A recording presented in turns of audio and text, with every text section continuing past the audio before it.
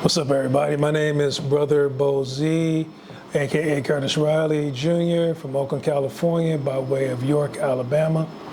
I'm in Alabama, moved here 3 years ago because I work for the Coleman Center for the Arts, located in York, Alabama, Sumter County. And I love art. Art is life. So we want to say thank you for being here, Brother Boze. We appreciate you. So the reason why we're doing this interview is because you just recently had, as you can see behind you, the Black Experience Expo Gallery. It was an amazing gallery that I had the opportunity to help curate it, participate in all the endeavors, get to see your work, get to learn who you are, learn more about the artists that you have in the space. Can you tell me a little bit more about where you come from in your artistry and how you got here today? Well, so where I come from, okay, art, I've been doing art all of my life. My father is a visual artist, and when I was a baby, probably like a toddler, when you know how you first get up as a baby, you start walking like Frankenstein. Yeah. My father put a crayon in my hand and a piece of paper, and I've been scribbling and doing art and being creative in that type of format ever since I was a baby.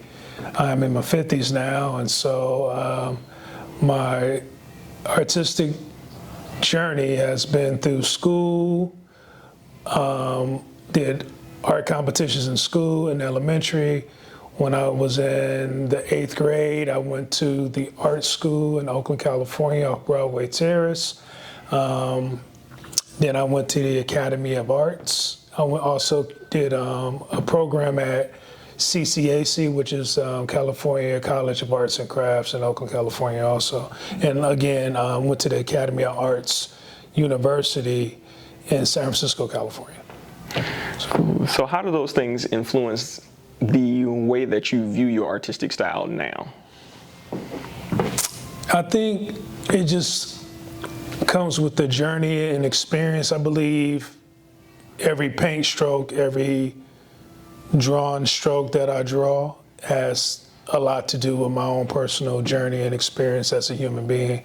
And so those are the things that I try to push when I'm trying to convey a thought in my artwork. So that's why when people do art, and say for instance, we put like a djembe drum in the middle of a classroom, and we ask 10 artists to interpret the djembe drum, everybody's art is going to look different, and I think that has a lot to do with everybody's personal experience and how they interpret what they're saying. So when we talk about personal experiences, from the vastness of your experiences and your journey, what are some of the things that you would take away and share with other artists as here are some defining moments that make Brother Boze, Brother Boze? Well, I can always share my story with other artists, but what I like to always promote is be yourself. Speak your story, because the way that I do art should only be signature to me, and other artists, how you do your art should be signature to you. So my personal experience in traveling and meeting folks and being in certain rooms at certain spaces, certain times is so unique. That's why my art looks the way that it is, based on my own personal experience. And that's me, and that's good. But I also think art is such a beautiful medium that I think that people gravitate to what's genuine and not copycat type of situations. I think people's personal stories should always come forward within their expression. See, I'm glad that you brought up the personal experience as well, because I really want to know, what was your personal experience in creating the pieces that went into the Black Expo art gallery that we just did here at the Armory? What was that like for you? It was like going through like all my journals that I ever kept in my life and kind of tapping into like certain snapshots and moments of my life. That's everything that I had, all the pieces that I've shown in this particular exhibitions was pretty much every experience that I ever had in some form or fashion.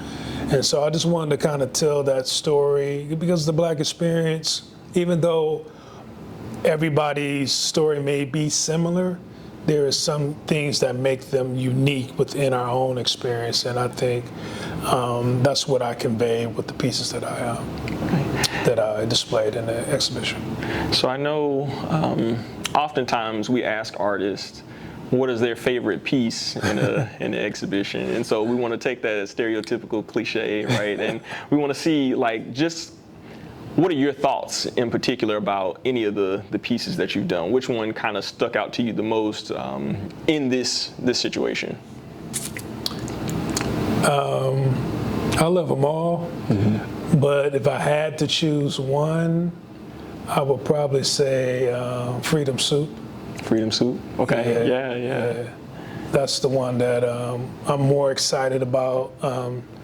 Diving in a little bit deeper and interrogating that particular idea more within some future pieces that I'm going to be doing. Okay, yeah. And we'll definitely go back and add the Freedom Suit to it because I have pictures of all of your works, and I will be sharing that with y'all as well. Oh, thank you. Yes. Yeah, we tried to make sure we got as much as we could. No, you guys did an excellent job, and I really appreciate you guys being proactive and helping, with the exhibition, because that really was needed. We were rushing, trying to get up. I was trying to get that 2 hours back that I was going to have to drive, and I'm glad that when I came in, I was like, wait a minute. But it looked just so dope. I was like, yeah, that's exactly what it should look like, you know what I mean? And so I appreciate and salute to you, and hopefully when I do another exhibition, you could be in the room with me, man, and you always get the invitation when I'm down here, no doubt. And you got to come up to York. You and your family got to come up to York. Yeah, so we are certainly planning that out. It's in the wheelhouse about how we want to go and engage with different art spaces that are around us. And so one of the things that we're doing, especially in this interview series, is we're starting to get together, a database of artists that are around, small businesses, other creatives, and go find them where they are. Right. And so not only can we share that experience, we can engage in the space differently. And oftentimes we find that many of us don't even know that these resources exist. And so let this be a way to shine light on that. And so actually, bringing that up, if you want to tell us just a smidget, because I know you're on a time limit, tell us a smidget about the Coleman Center. Right? The Coleman Center for the Art, it was founded in 1985 by Tut Altman Riddick. Very nice lady. She's 97 now. Oh, wow. And she wanted to expose the community to art and teach them art and build skills. And we look at utilizing art as a solution to the issues that we're faced with and utilizing that in positive ways. Again, I'm the curator of arts education there at the Coleman. I serve as working with the artists from the Artist in Residency program that come in that engage with our community, and the artists could be local, regional, national, and international. We have a gallery where the artists can exhibit their work. We have classrooms. We actually have 2 artists in residency spaces. We have a dance studio, and we also have an event space. So again, I'm tasked with gallery exhibitions, workshops, working with the artist residency program, and the skill building art classes for adults and children. And also working with the facilities. So we'll definitely make sure that we tag all of that information. We'll have it, of course, in descriptions. It'll be accessible, hopefully, via some of the things that I have in particular, but also here at the Armory as well to kind of share the landscape. Just to say, number one, thank you for being in the space. Number two, to say it's an awesome endeavor that you all have going on, as well as bridging that gap between this space and the Coleman Center. I think art is one of those things that can really bring communities together. And I think I'll say this, it brought us together in your Wholeheartedly. family. So, and I'm really grateful that I had the opportunity to show in Montgomery, and hopefully more to come. Man, well, if there are any last words that you want to give the audience, give the viewers, go for it. If not, then that's my time, and I greatly appreciate you. So I always ask this question, what is art? And I found out the answer is art is life.